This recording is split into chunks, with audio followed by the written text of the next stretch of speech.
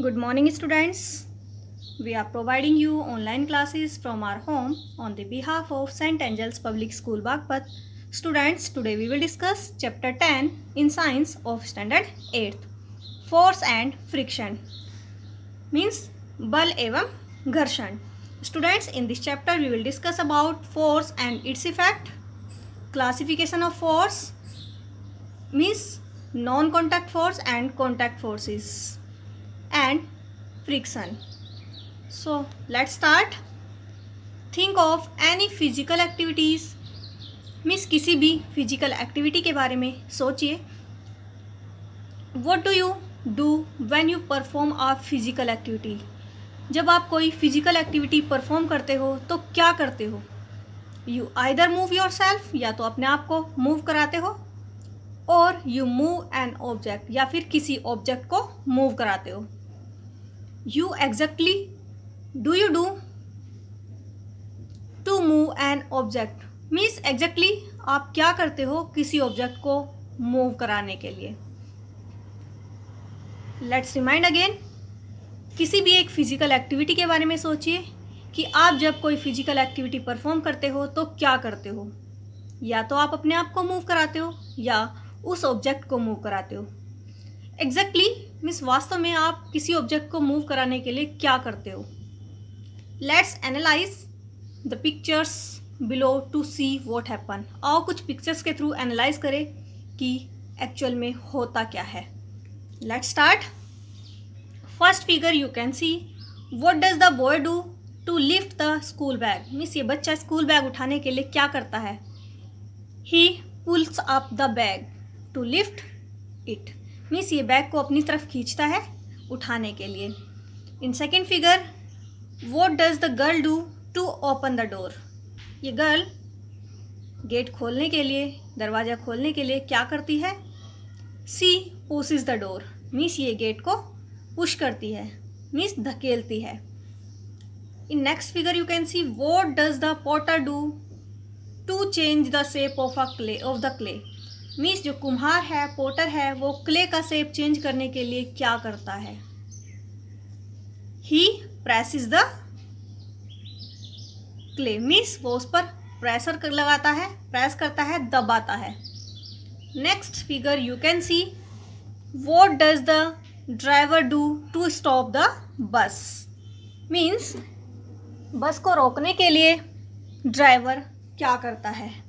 Driver apply the brakes to stop the bus. Means driver brakes apply करता है बस को रोकने के लिए. In next figure you can see what stops the car from slipping on the sloping road. Means ढलावदार road पर slip करने के लिए, ढलावदार रोड पर जब कोई कार स्लिप कर रही होती है तो उसे क्या चीज़ रोकती है. Rough surface of the road. Means जो रोड का रफ सरफेस होता है उसकी वजह से कार रुक जाती है ढलावदार सरफेस पर स्लीपिंग होने से. Students, in this chapter we will learn about force. इस चैप्टर में हम बल के बारे में पढ़ेंगे एंड इट्स इफेक्ट, और इनके प्रभाव के बारे में पढ़ेंगे. And the types of forces in nature, और नेचर में कितने तरह के फोर्सेस हैं वो हम सब इस चैप्टर के अंदर पढ़ेंगे. We will also learn about the friction and how it affects us our day to day activities. और इस चैप्टर में हम फ्रिक्शन के बारे में, घर्षण के बारे में भी पढ़ेंगे और कैसे फ्रिक्शन हमारे डे टू डे एक्टिविटी को अफेक्ट करता है. In this chapter we will discuss. So let's start. Force and its effect means बल एवं उसके प्रभाव. अ पुश और pull acting on an object is called force. Means किसी ऑब्जेक्ट पर पुश करना या पुल करना, मीन्स किसी ऑब्जेक्ट को खींचना या धकेलना बल कहलाता है. या आप ऐसे कह सकते हो बल वह बाह्य कारक है जो किसी वस्तु की अवस्था में परिवर्तन कर देता है. The SI unit of force is newton. Force की एसआई यूनिट न्यूटन होती है. We use force to perform various activities. हम काफ़ी एक्टिविटीज़ को परफॉर्म करने के लिए बल लगाते हैं. Force has the following effects on objects. Force का ऑब्जेक्ट्स पर काफ़ी इफेक्ट पड़ता है। We will discuss force can move a stationary object move और make a moving object move faster. Means force की वजह से कोई स्थिर वस्तु को मूव किया जा सकता है और make a moving object move faster, और जो ऑब्जेक्ट ऑलरेडी मूविंग में होता है उसे स्पीडली मूव कराया जा सकता है। मीन्स फर्स्ट इफेक्ट है कि फोर्स किसी भी स्थिर वस्तु को मूव करा सकता है और फोर्स की वजह से किसी मूविंग ऑब्जेक्ट को और स्पीडली मूव कराया जा सकता है। A toy car can be made to move by giving it a little push. Means एक खिलौने की कार को हम मूविंग करा सकते हैं अगर उसे हल्का सा भी पुश कर दिया जाए, धकेल दिया जाए। सिमिलरली उसी प्रकार a stationary football can be made to move by giving it a small push और by kicking it. मीन्स इसी प्रकार किसी एक स्थिर फुटबॉल को भी हल्के से पुश करने से, धकेलने से उसे मूविंग किया जा सकता है, या फिर आप कह सकते हो किक करने से, मीन्स लात मारने से उसे मूव कराया जा सकता है। If we have an already moving toy car और बॉल, अगर हमारे पास कोई ऑलरेडी मूविंग बॉल है जो मूव कर रही है, जो घूम रही है, मीन्स जो मोशन में है, या फिर कोई कार है जो ऑलरेडी मोशन में है, we can make it move faster by giving it a push in the direction in which it is moving। तो हम उस बॉल को या कार को और तेज़ी से मूव करा सकते हैं हल्का सा पुश करके उसी डायरेक्शन में जिस डायरेक्शन में वो मूव कर रही है। दस इसी प्रकार a force can make a stationary object move. आप कह सकते हो कि फोर्स की वजह से किसी स्टेशनरी ऑब्जेक्ट को, स्थिर वस्तु को मूव कराया जा सकता है। And it can also make an already moving object move faster, और ऑलरेडी जो ऑब्जेक्ट मूविंग में होता है उसे स्पीडली मूव भी कराया जा सकता है। Let's remind again, first effect of force is force can make a stationary object move. Means force की वजह से कोई स्थिर वस्तु को मूव कराया जा सकता है या फिर कोई मूविंग ऑब्जेक्ट को स्पीडली मूव कराया जा सकता है।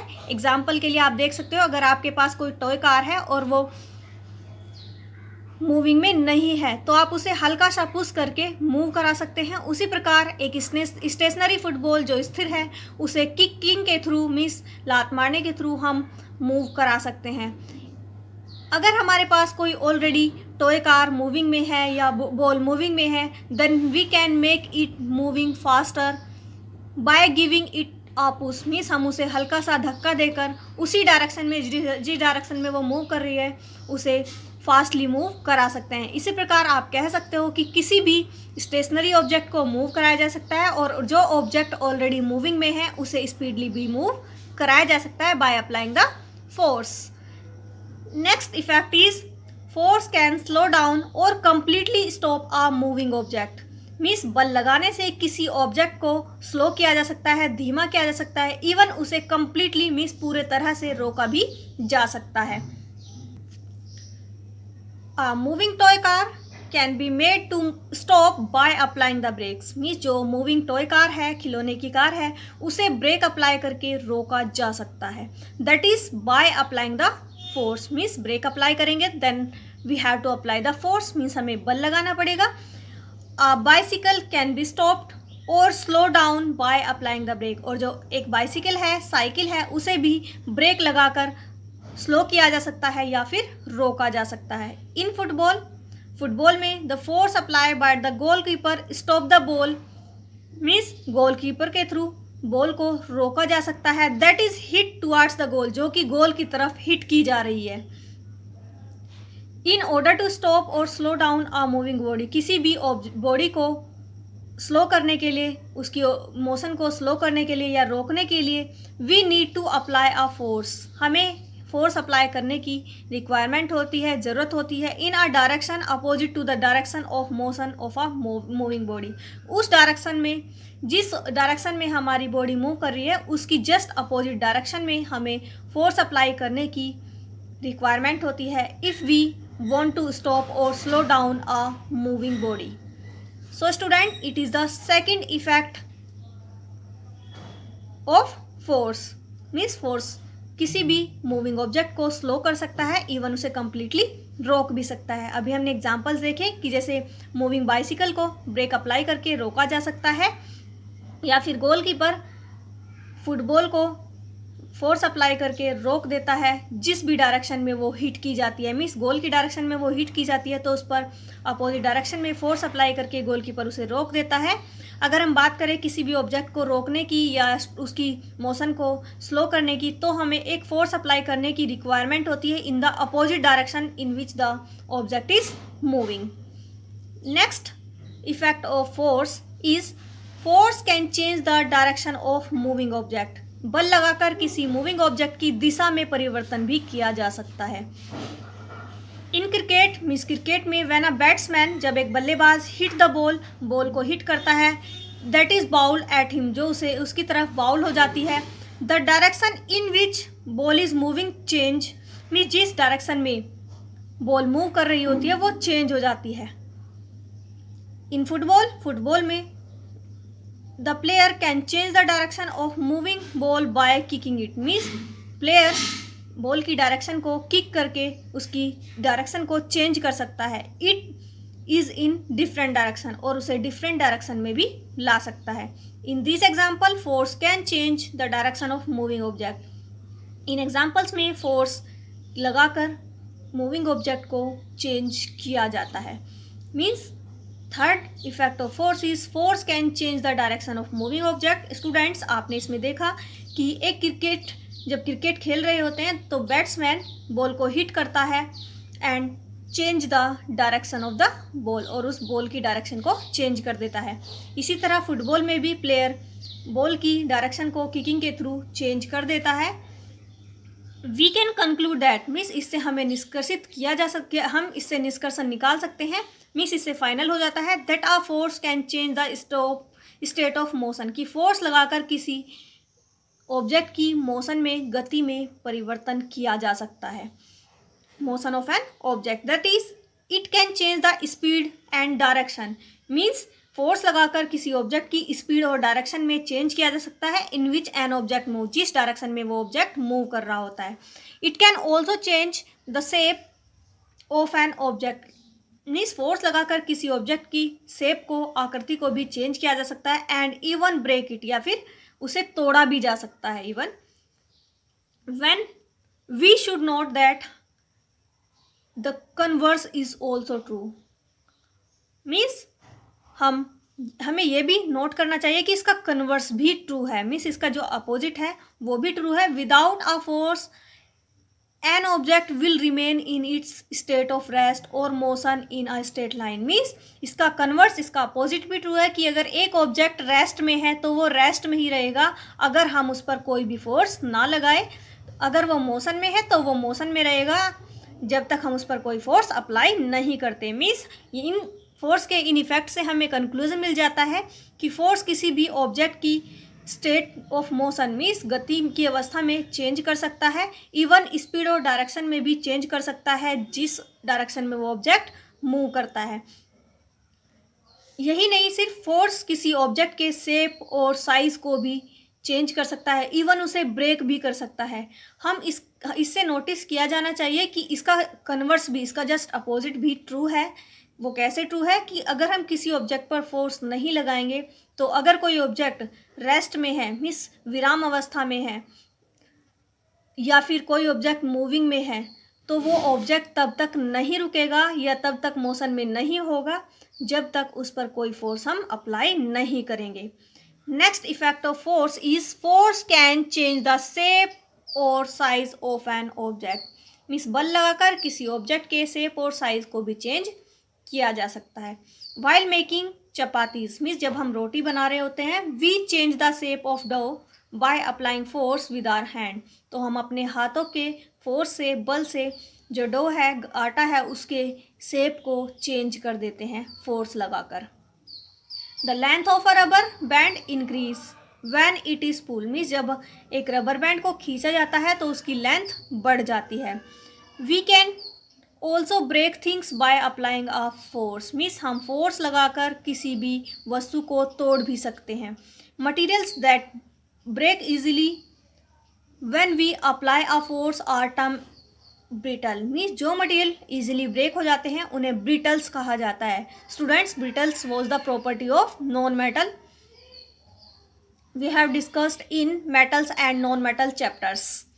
फॉर एग्जाम्पल्स, उदाहरण के लिए, object made of glass, means जो ऑब्जेक्ट कांच के बने होते हैं, एंड पोर्सलिन, पोर्सलिन के बने होते हैं, ब्रेक इजीली, आसानी से टूट जाते हैं, when we apply force on them, जब हम कांच या पोर्सलिन के ऑब्जेक्ट्स पर फोर्स अप्लाई करते हैं तो वो इजीली टूट जाते हैं।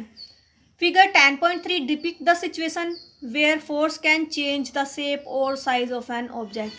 फिगर 10.3 डिपिक्ट दर्शाती है कि किस तरह से किसी फोर्स लगाकर किसी ऑब्जेक्ट के शेप और साइज को चेंज किया जा सकता है।